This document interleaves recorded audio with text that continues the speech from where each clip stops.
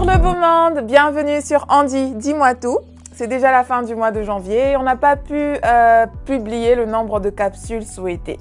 C'est pas grave, je sais qu'il y a un tas de sujets sur lesquels on aurait voulu partager, mais bon, on le fera tout au long de l'année. On va chercher comment arranger ça. Donc, je vous ai demandé 2 fois déjà de nous envoyer vos témoignages, quelque chose qui pourrait fortifier une tierce personne. J'ai reçu un témoignage que je vais vous lire pour cette capsule. C'est super lent, il était écrit en anglais, donc j'ai essayé de faire la traduction du mieux que je pouvais. Donc si en vous la lisant, vous trouvez qu'il y a certaines fautes où j'aurais dû dire d'autres choses d'une autre façon, je vous prie d'être indulgent. Google ne m'a pas aidé du tout, enfin pas beaucoup, pas vraiment. Le témoignage que j'ai reçu nous vient d'une femme. Elle n'a pas précisé son nom et tant mieux parce que chaque fois que vous me donnerez des témoignages, ils resteront anonymes. Donc c'est une femme. Parce qu'on parle d'accouchement, je suppose que voilà, il n'y a pas d'homme qui accouche, encore, je suppose. Bref, elle a intitulé son témoignage « Le Dieu des deuxièmes chances ». Donc je vais vous faire la lecture, elle a écrit en anglais, je suppose qu'elle vient d'un pays anglophone. Je ne sais pas trop si c'est d'Afrique ou d'ailleurs. On va commencer. Durant 1 an et demi, je cherchais un travail et je ne savais pas que dans ma quête, Dieu avait une leçon à me donner. Donc, tout a commencé après l'accouchement. Je voulais passer du temps avec mon bébé. C'est mignon. Je ne voulais pas le quitter tout de suite. J'aurais fait pareil. J'ai donc démissionné de mon emploi précédent. Un autre témoignage pour un autre jour. Donc, je suppose qu'elle va encore nous envoyer un témoignage, ce qui est super. En pensant que mon expérience et mes connaissances, et mes connaissances, j'aurais obtenu un boulot sans trop peiner. Je ne savais pas que ce ne serait pas comme une promenade dans un parc.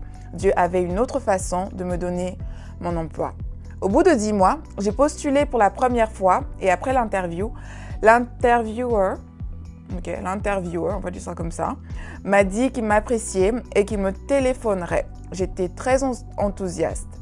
Après 1 semaine, pas de réponse. 2 semaines, toujours rien. J'ai téléphoné le bureau pour faire un suivi et ils m'ont répondu qu'ils avaient choisi quelqu'un d'autre. Ça fait mal, ça.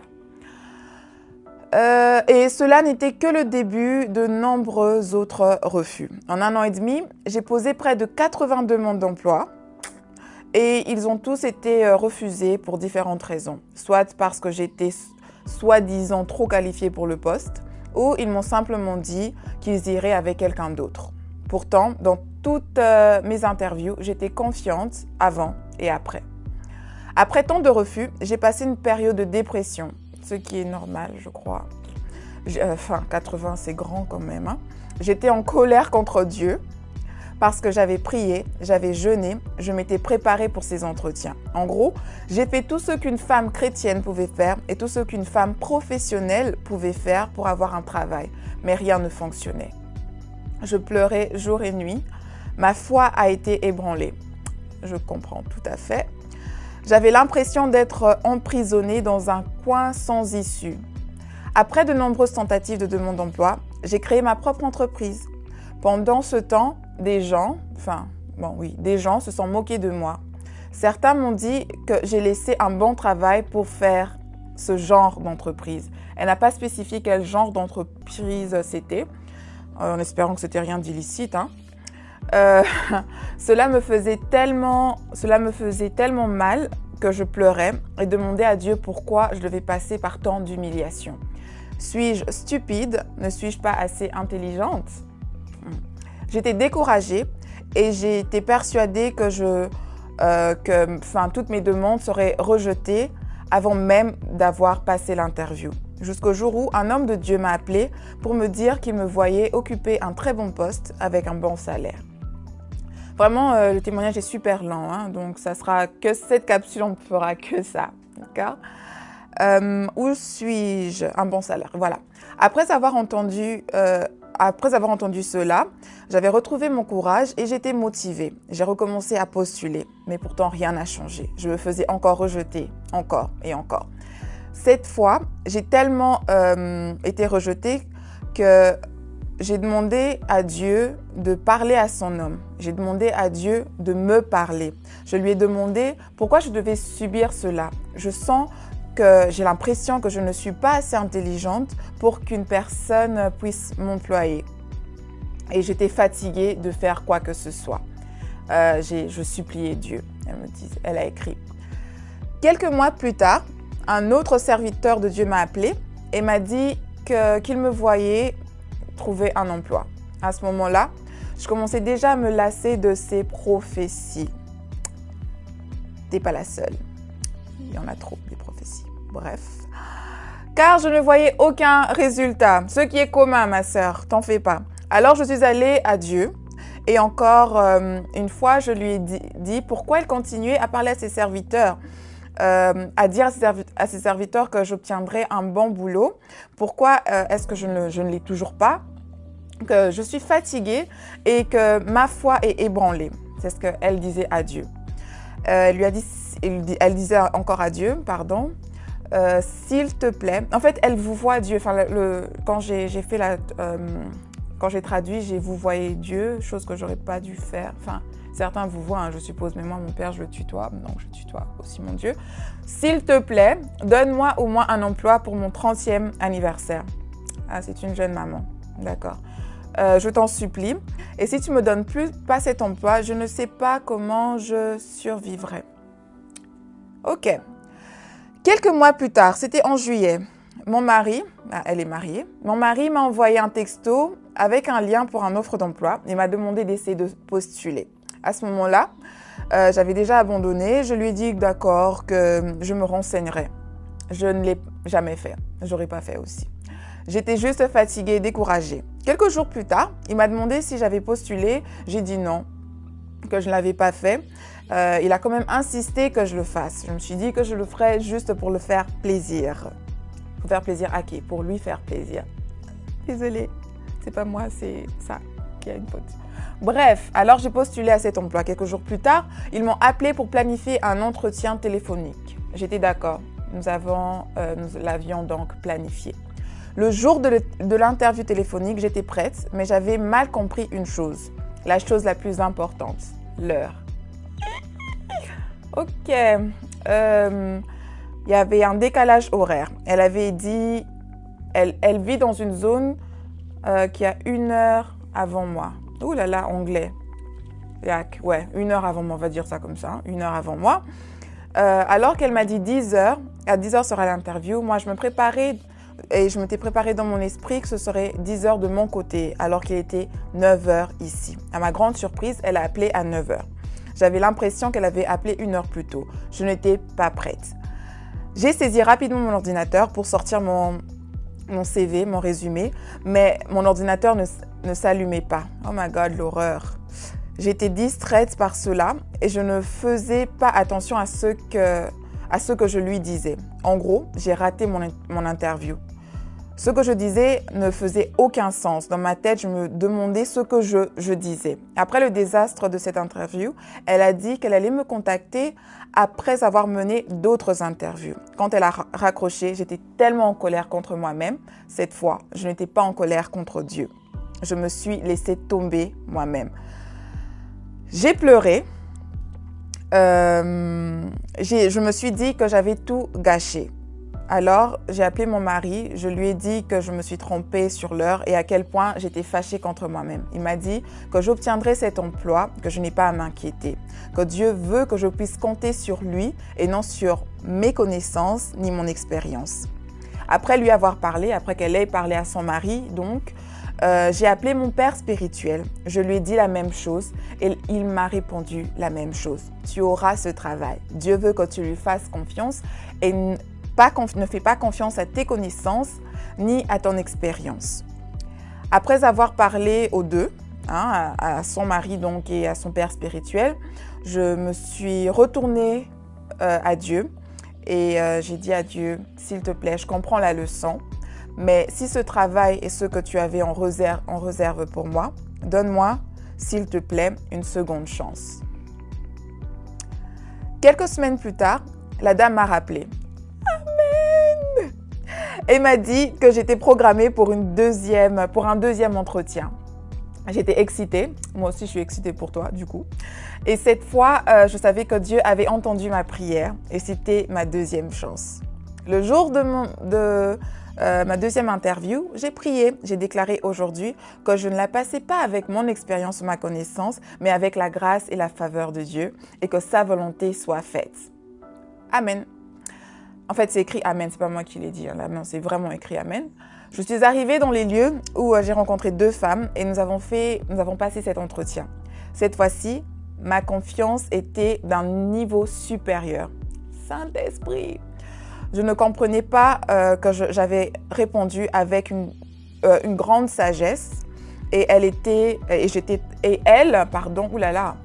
celles qui passaient auprès de qui elle passait l'interview étaient très enthousiastes. Elles m'ont dit qu'elles allaient téléphoner pour un 3e interview dans 2 semaines pour rencontrer les ressources humaines.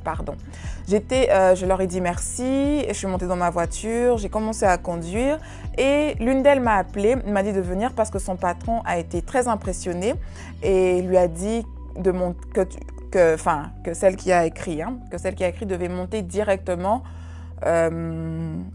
voir le patron en question. Elle a essayé de garder son esprit calme et n'a pas voulu anticiper les choses parce qu'elle n'était pas sûre si cela voulait dire qu'elle avait déjà l'interview ou pas. Elle était toujours dans le déni. Elle pensait toujours qu'elle serait rejetée et elle ne voulait vraiment pas être excitée. Donc, je recommence la lecture. Au bout de 15 minutes, elle m'a dit que les ressources humaines me contacteraient dans 1 semaine environ, mais que c'était bon signe, que le patron m'aimait bien. Je dis merci et je quittais le bâtiment toujours sous le choc et le déni. Je rentrais à la maison après 30 minutes. Je reçus un appel des ressources humaines et elle me dit que tu as l'emploi, quand veux-tu commencer? Ah! Le Dieu des tout à coup, c'est bien ça. J'ai dit que je pouvais commencer lundi. J'étais tellement excitée par le choc que j'ai sauté, j'ai pleuré des larmes de joie cette fois-ci. Je me suis agenouillée et j'ai dit merci pour m'avoir donné cet emploi. 2 jours avant mon anniversaire, tu as entendu mes prières, donc elle s'adresse à Dieu. Tu voulais juste m'apprendre une leçon. Je comprends maintenant que je ne devrais jamais dépendre de mon expérience, de mes connaissances, de mes capacités, mais de te faire confiance à toi et toi seul. Aujourd'hui, après 1 an et demi, Dieu a donné exactement ce qu'il avait dit à ses serviteurs. Un bon travail avec un très bon salaire et des possibilités de croissance professionnelle et spirituelle. La leçon à tirer est celle de toujours croire que la parole de Dieu a été choisie.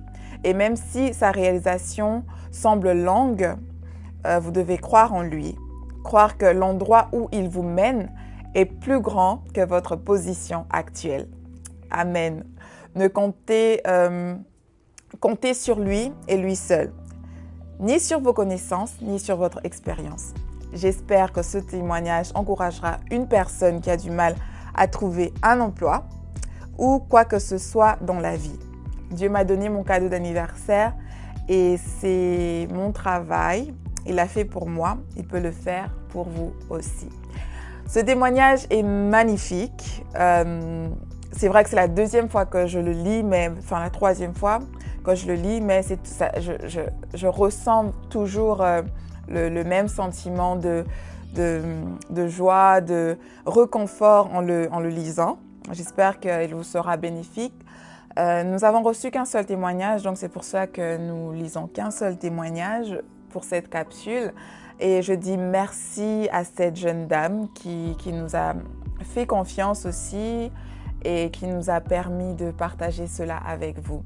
Donc, la parole de Dieu, même si elle traîne, elle se réalise toujours. Quand Dieu dit quelque chose, c'est pas un homme pour mentir, ni le fils de l'homme pour se répandre. Ce qu'il dit se réalisera.